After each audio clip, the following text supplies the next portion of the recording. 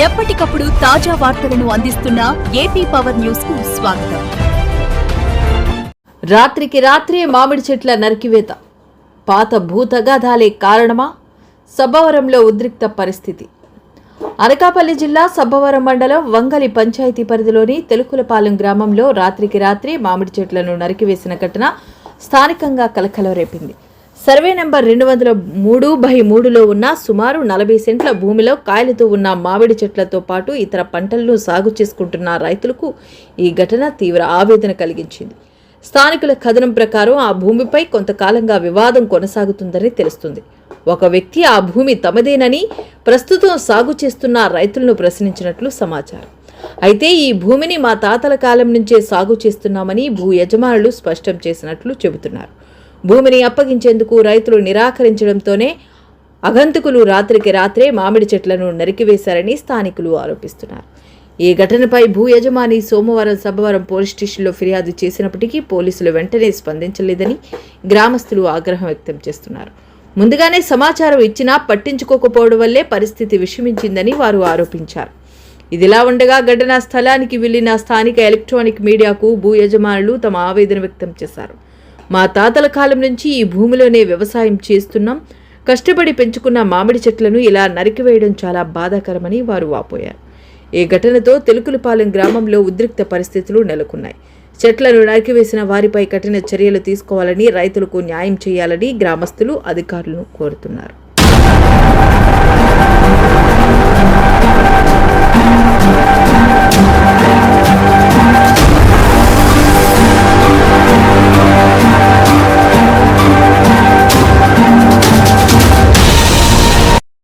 మించుమించు ఒక 1 లక్ష రూపాయలు లాస్తారు మమ్మల్ని. అప్పుడు మేము ఏంటంటే తక్కువ రేట్లు వేసుకుని మొక్కలు పెంచాము. ఇప్పుడు అంతే లెక్క వేసుకుంటే బోర్డు లాస్ 1-2 లక్షలు లాస్ ఉంది సార్.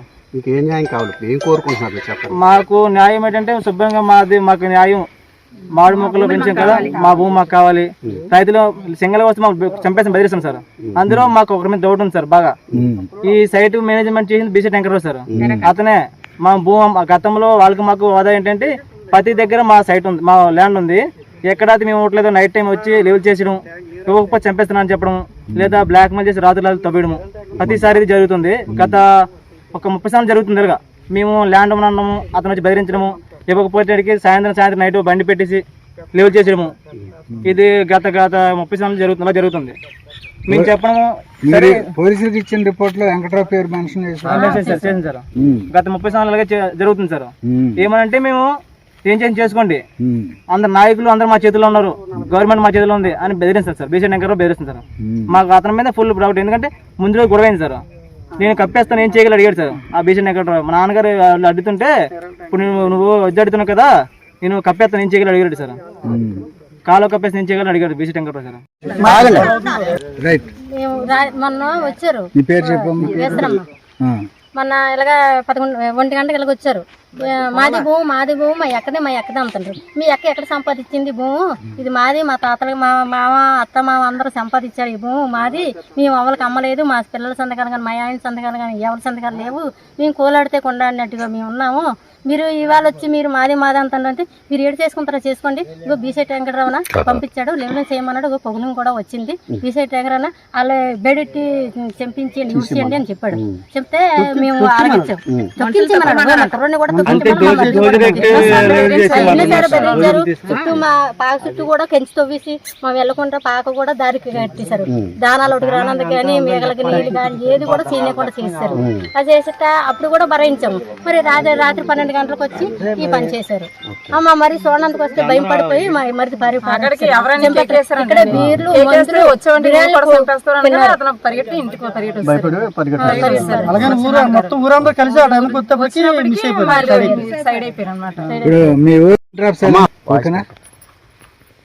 నా పేరు పడిచిన నాగరాజ్ సార్. మా దొంగల పంచాయతీ చివరి తెలుగుపాలెం. గట్టిగా మాట్లాడు. ఈ ఇందులో 230 సర్వే నెంబరు 233 సార్. మొత్తం 30 సెంట్ సార్ టోటల్. ఇందులో మామిడి తోట వేసాము.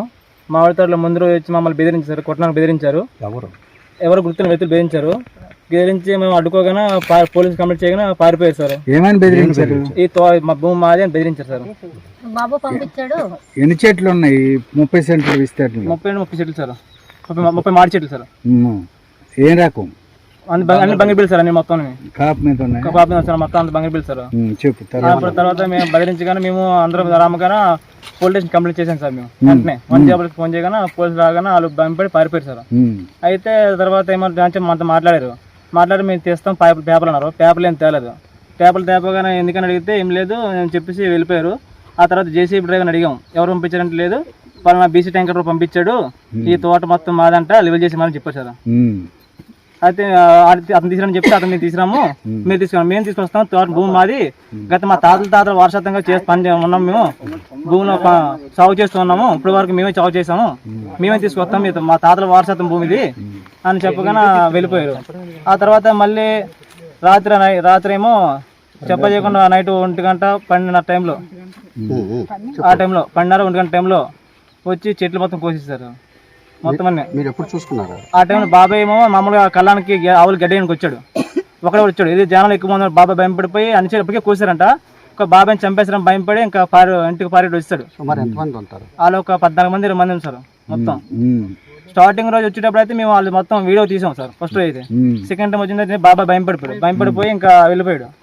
కంప్లైంట్ ఇచ్చారు? కంప్లైంట్ ముందు స్టార్టింగ్ రోజు వచ్చింది సార్. ఫస్ట్ రోజు పోలీసులు ఏమన్నారు? పోలీసులు వస్తామని చెప్పారు. పోలీసు కానిస్టేబుల్ వచ్చి వెళ్ళిపోయాడు. తర్వాత రెస్పాన్స్ లేదు. రాత్రి కూడా ఫోన్ చేసి రెస్పాన్స్ లేదు. పోలీసులు పట్టించుకోలేదు? పోలీసు పట్టించుకోలేదు సార్. 1 డైల్ చేసాం సార్. 1 డైల్ చేసాం.